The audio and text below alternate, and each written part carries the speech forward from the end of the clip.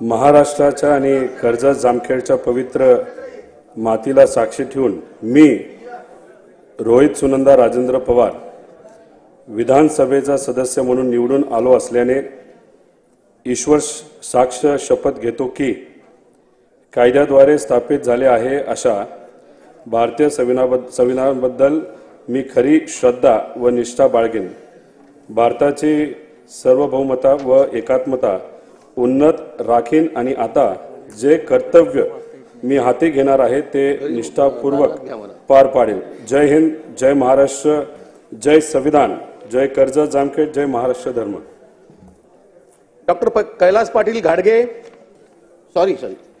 श्री कैलास पाटील घाडगे।